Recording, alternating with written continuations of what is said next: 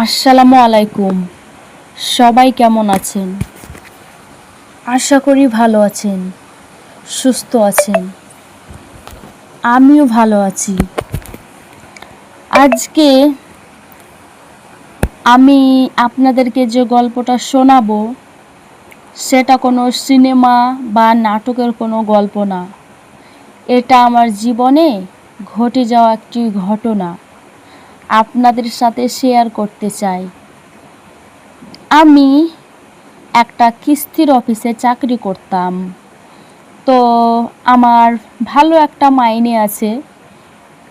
প্রথম আমাকে 20,000 টাকা কাজ করছি। তো আমাকে বলছে কয়েক মাস গেলে ভালো কাজ করতে পারলে আমার বেতনটা আস্তে আস্তে বাড়াবে। তো আমি অফিসে চাকরি করি। তো আমাদের ওখানে কিস্তিতে কিছু লোক আছে, তারা শুধু বাইরে বাইরে গিয়ে কিস্তি উঠায়। আর আমি তো বাইরে যাই না, আমি তো ওই অফিসেই কাজ করি। আমার বেশি দিন হয়নি ওখানে কাজ করি, প্রায় 6 মাস ধরে কাজ করছি। কারণ 1 বছর হয়েছে আমি লেখাপড়া শেষ করেছি। এখন আমারও কোনো কাজ কাম হচ্ছে না। আসলেই ভালো চাকরি পেতে গেলে শুধু লেখাপড়া না, একটু সময়ও লাগে। কারণ মেন জায়গা, ভালো কাজের জায়গা, ওখানে তো আর লোকগুলো খালি থাকে না, অনেক সময় ভর্তি হয়ে যায়। সুযোগ পেলে ভালো একটা চাকরি করব।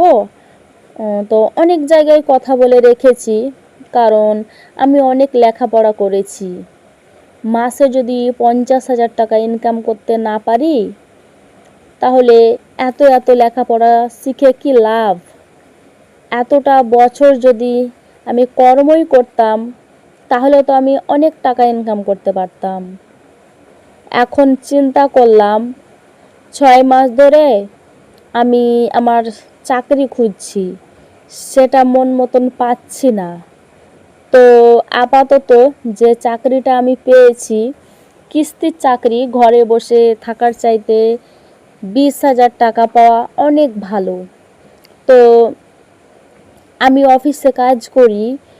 মাঝে মধ্যে দেখি যে আমাদের যে অফিসের মেন বস আছে, আমার যে টেবিলটা ছিল, সে মাঝে মধ্যে আমার দিকে তাকিয়ে থাকে। আবার বলে যে, আপু আপনি কেমন আছেন?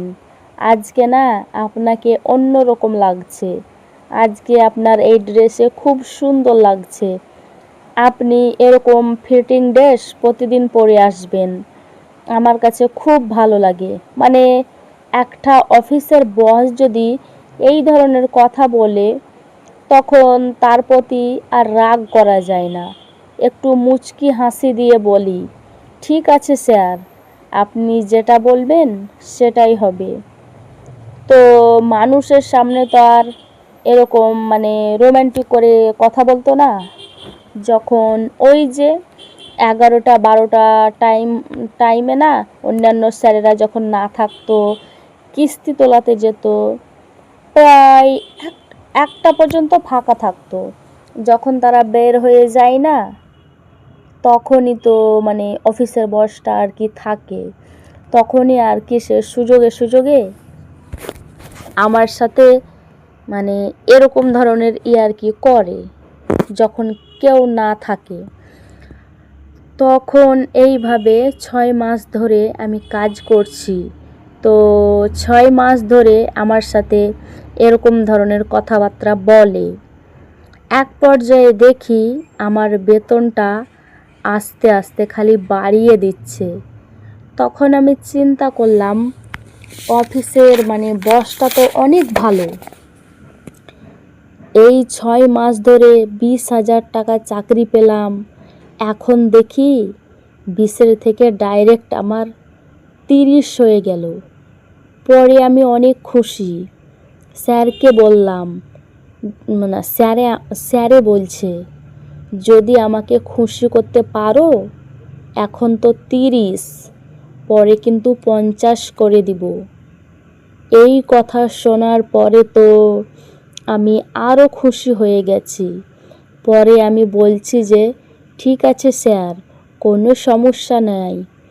স্যারের সুন্দর ব্যবহার, সুন্দর হাসি, স্মার্ট চেহারা, আর যেহেতু অফিসে এই টাইমে কেউ থাকে না, স্যার আর আমি শুধু থাকি, তারপরে প্রতি মাসে এতগুলো করে টাকা দিচ্ছে, সব দিক মিলিয়ে স্যারের প্রতি না আমি একটু দুর্বল হয়ে পড়লাম, ক্রাশ খাইলাম। এই স্যারকে আমার দরকার। তার যদি মনের মতো আমি হতে পারি, তাহলে তো পুরো অফিসটাই আমাকে দিতে চাইবে। এই সব করে আমি তার মনের মতো হওয়ার চেষ্টা করলাম। সে যখন আমার সাথে দুষ্টমি করে, তখন তার দুষ্টামি করার আগেই আমি তার টেবিলের সামনে গিয়ে বসি। স্যার, আপনার জন্য কি একটু দুধ চা বানিয়ে আনবো? বলে ঠিক আছে, বানিয়ে আনো। যখন আমি চা বানিয়ে আনতাম, তখন চাটা দেওয়ার সময় হয়তো আমার বুকের সামনে থেকে ওড়নাটা সরে যেত। তখন স্যারে দেখে খুব মজা পেত, বলতো যে তোমার বডি ফিটনেস খুব সুন্দর, তুমি তো সেই একটা জিনিস।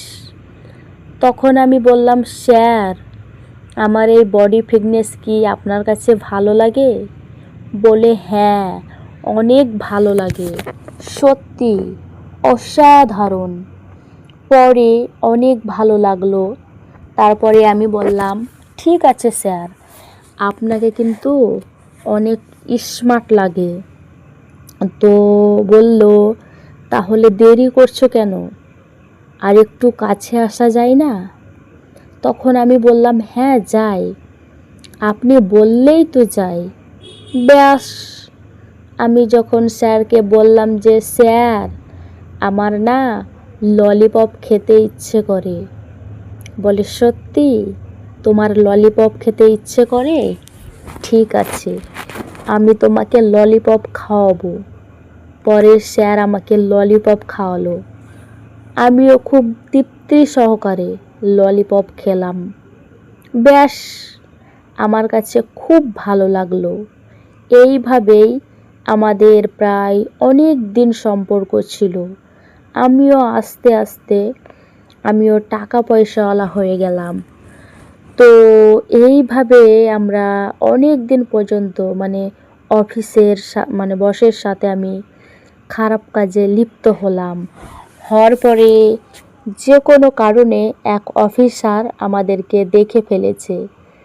দেখে ফেলার পরে এখানে কি যে একটা অপমানিত হয়েছি, যে একটা লজ্জা পেয়েছি, তখন আমি এই খারাপ কাজ থেকে দ্রুত বের হয়ে গেছি।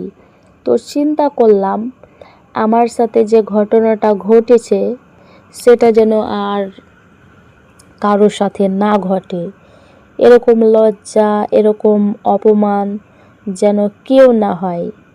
আমার মতন যারা যারা আপনারা পরকীয়ার কাজে লিপ্ত আছেন, আপনারা কিন্তু পরকীয়া করা বাদ দিয়ে দেন।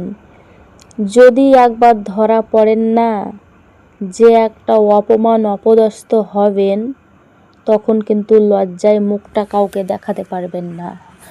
তো সবাই ভালো থাকবেন, সুস্থ থাকবেন। আসসালামু আলাইকুম।